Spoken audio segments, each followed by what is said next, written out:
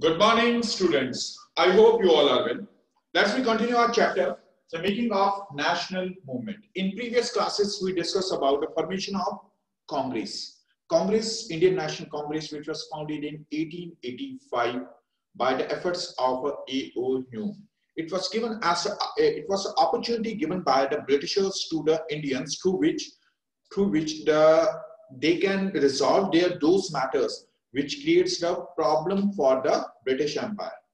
But due to the ideological differences, the Congress split into the two parts as a moderates and a radicalists. Moderates and radicalists. But in later stage, when the First World War outbreak, Congress make as the alliance. It supports the Britishers for the political representation in India. But after the First World War in 1918, Britishers refused and passed the Councils Act, Indian Council Act of 1919, in which they were not given the opportunities to the Indians to represent themselves in a politically. Afterwards, 1920s, the non-cooperation movement and Khilafat movements continued, and under the civil disobedience movement of 1930, Gandhiji organized as a Dandi March. All these scenarios, the situations, activities held by the Britishers in between of Congress. Finally, in 1935, the British passed the Government of India Act, which accepted the idea of a federation or provincial autonomy. Provincial autonomy. Government of India Act of 1935 states that the provincial autonomy. Provincial autonomy.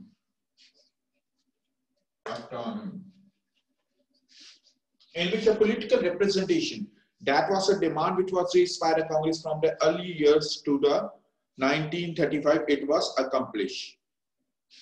In which the idea of a federation in India prescribed the provincial autonomy approved for a bicameral legislature. Bicameral means as the relating to the legislative body comprising the two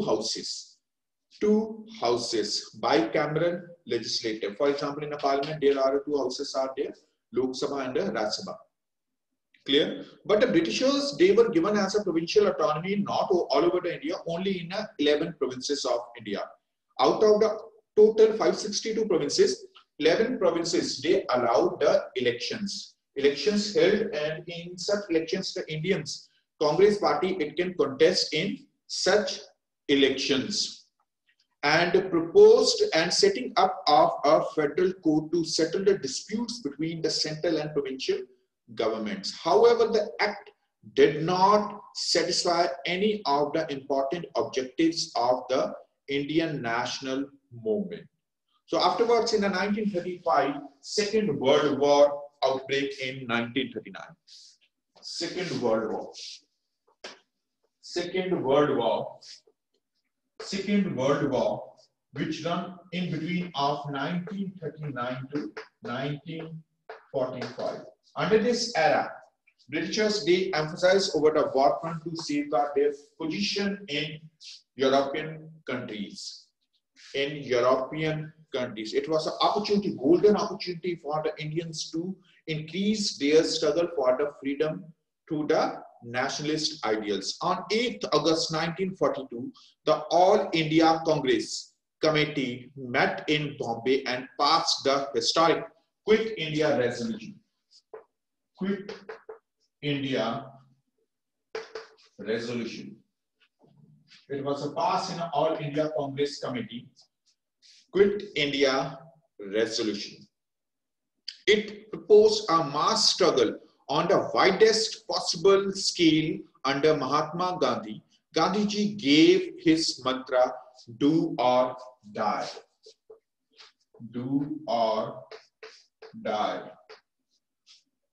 Do or die. Because at that time, the main emphasis by the Britishers in a war front, and it's opportunity. It's an opportunity for Indians to safeguard their position and struggle, increase the struggle for the freedom. And Gandhiji asked the British to quit and leave the India to the Indians. There were countryside strikes, processions against British repression. Thus, mass civil disobedience began and the railways, police and law courts were all affected. Not only as a one section, all the section of a society collectively struggled against our empire, including as children, women, old women, common people, mill workers, all were the peasants, all were the collectively work, artisans, all collectively work for the independence of our country. On 9th August 1942, Gandhiji and all other members of the Congress Working Committee were arrested. The leaderless mob openly started attacking the means of communication and symbols of authority. By the end of 1943, over the 90,000 people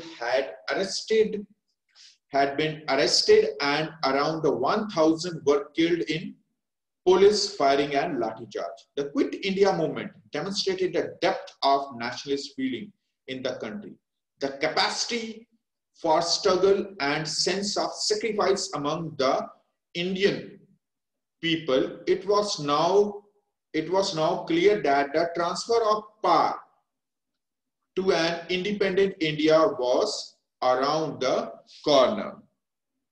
Clear?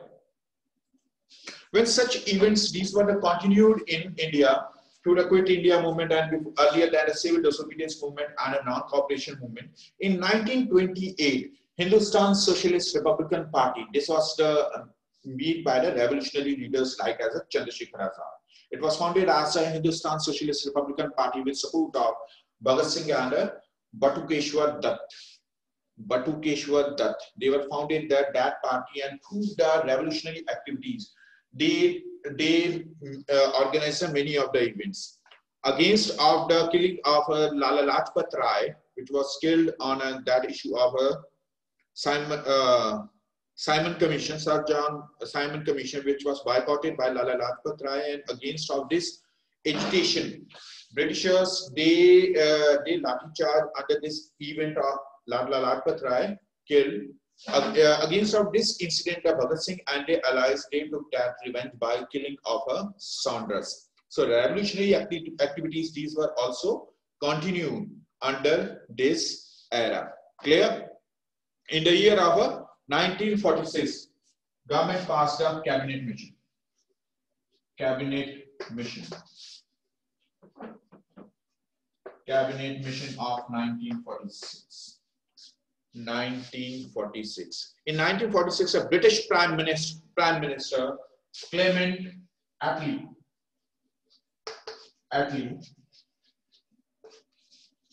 A-T-T-L-E, Attlee, it sent a 3-member cabinet mission to India to hold talks with the Indian leaders and settle 2 terms of transfer of power.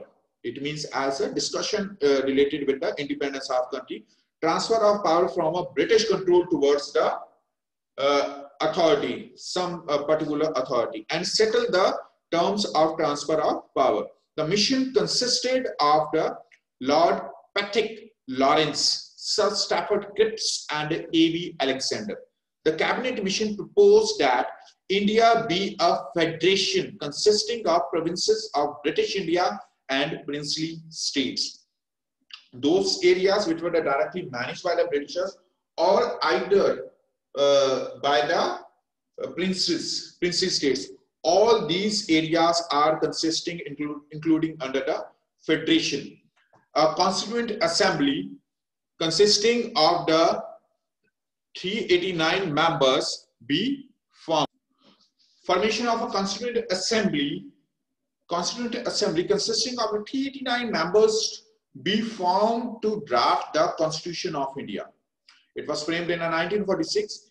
An interim government be set up at the center to carry on the administration until the Constitution was implemented. The last government, the interim government, it can be as a form. These were the 3 objectives of that cabinet mission, which was sent by the Prime Minister of Britain, Clement Attlee, under this commission. First, as a federation, there will be as all the British provinces and the princely states includes under the Indian Federation. And second one, as a framing of a drafting committee, and third one as an interim government, it will be as a framing. The cabinet mission rejected the demand for Pakistan, though it suggested some autonomy for the Muslim majority areas. At this time, the Muslim League also demanded as a separate nation, the two-nation theory. It was implemented and demanded by the Muhammad Ali Jinnah, which is known now presently as a father of the Pakistan. Till the early 1920s, the relations between the Muslim League and the Congress were the cordial, supportive.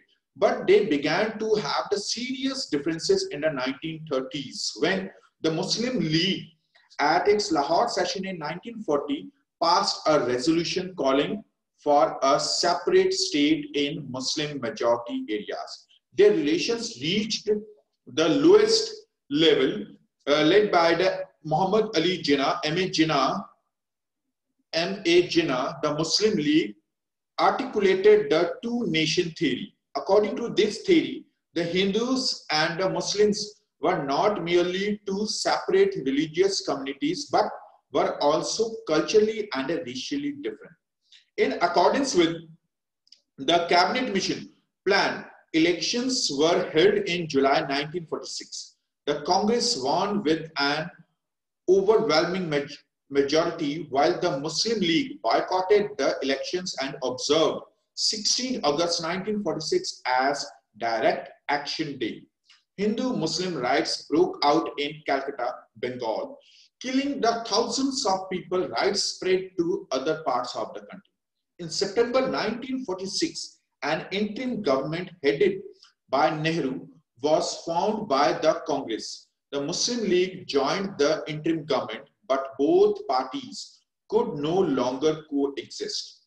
The Muslim League also boycotted the Constituent Assembly, which was framed in 1946. Eventually, the Constituent Assembly began its work of drafting a constitution for India in December 1946 with Dr. Rajendra Prasad, which was the president of the drafting committee, and the chairman as the Dr. Bhimrao Ambedkar. In February 1947, Clement Attlee, the British Prime Minister, announced that power would be transferred to Indians by June 1948. The Muslim League soon started an agitation for the partition of the country before the independence of India. Before the independence, Britishers, they had to divide the country. Partition issued, it was demanded by the Muslim League. Lord Louis Mountbatten, which was the last Viceroy, the last Governor General of India, who became the last Viceroy in March 1947, held discussions with Indian leaders and came to the conclusion that the partition alone could solve the Indian problem, the problem of a Hindu-Muslim rights, which continued from 1946. On 3rd June 1947, he announced the plan for the partition of India into two independent dominions, Pakistan and India. Two states, India and Pakistan, would be set up and each would draw their own constitution. The princely states were given a choice to join either India or Pakistan or to remain independent. A boundary commission was appointed to determine the boundaries between what was to be Pakistan and the rest of India. With the announcement of the partition of India, communal hatred reached an alarming intensity, resulting in arson, stabbing, and killing of innocent people, looting and burning of houses. Millions of people were forced to flee their homes and homeland. They were reduced to the status of the refugees in their own lands. Thus, the India awoke to freedom, but at a great cost. The idea behind the partition of the country, it was as a religious term. Muslim areas, these were separated from the non-Muslim areas. On such behalf, the whole of the country, it was divided into the three parts. Eastern Pakistan, which is now presently as the Bangladesh. Western Pakistan, which now presently as the Pakistan. Western Pakistan, and the mainland of India. These were the three important parts of the India which occurred after the partition of India in 1947. But when Britishers left the country in 14th August 1947, it was a day of independence of Pakistan, and 15th August 1947 as a day of the independence of India. When the Britishers left the country, they were not demarked any of the area. They freed the all 562 princely states as independent. It was a consideration of these states. They wished to be a part of the India or to be a part of the Pakistan. It's up to them. For this, the state there was a committee was set up under the leadership of Vallabhbhai Patel in India. Through their efforts, India, the modern map of India, came into existence. This was the total freedom struggle, the national movement, which was run from the 1870s towards the 1947. This was our chapter. Is that clear? Thank you.